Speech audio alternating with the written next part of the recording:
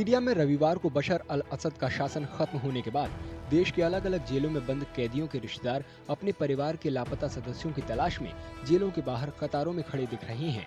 इन्हीं में से एक है सेदनिया जेल। इस जेल को कैदियों के साथ कथित क्रूर बर्ताव की वजह से इंसानों का बूचड़खाना कहा जाता है। ऐसा माना जाता था कि असद शासन सेदनिया जेल का इस्तेमाल विरोधी ताकतों को कुचलने और उन्हें अपने अधीन लाने के लिए एक हथियार के तौर पर करता था। रिपोर्टों से पता चलता है कि हजारों विपक्षी समर्थकों को जेल के अंदर भयावह हालात का सामना करना पड़ा। इसी वजह से ये जेल दुनिया भर में कुख्यात है। हाल ही में विद्रोही ताकतों ने असद शासन को उखाड़ फेंका। साथ ही उन्होंने जेल को भी असद के कब्जे से आजाद करा लिया।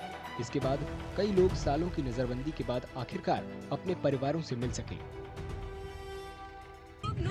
لا ما بنعرف عنه شيء، ما خلينا واسطه كلهم كذابين وكله نفاق وكذب، ولا ما بنعرف عنه شيء من 2013 وهلا عم يقولوا ما في حدا وين اخذهم، الله يلعنه، الله ياخذه، الله ينتقم منه। सेदनिया जेल के अंदर यातना, यौन दुर्व्यवहार और सामूहिक फांसी दिए जाने की भयावह कहानियां सामने आई हैं।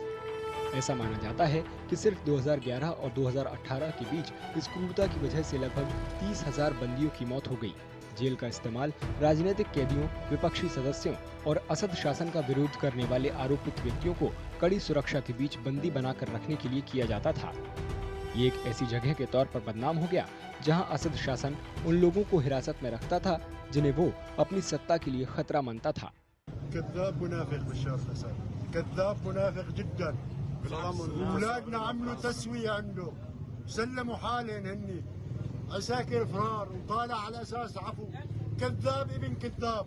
هالبشر هاي كلها لها اهالي، هالبشر هاي كلها لها مساجين موقوفين 12-13 سنه. وين العالم؟ نحن بنحمل العالم كل المسؤوليه، ما في حدا يحاسبه يعني، ما في حدا يحاسبه يا جماعه. وين اولادنا؟ وين اهالينا؟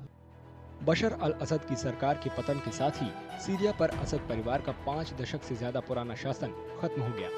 फ्री सीरियन आर्मी और हयात तहरीर अल शाम जैसे प्रमुख विद्रोही गुट असद की सत्ता को चुनौती देने में सबसे आगे थे।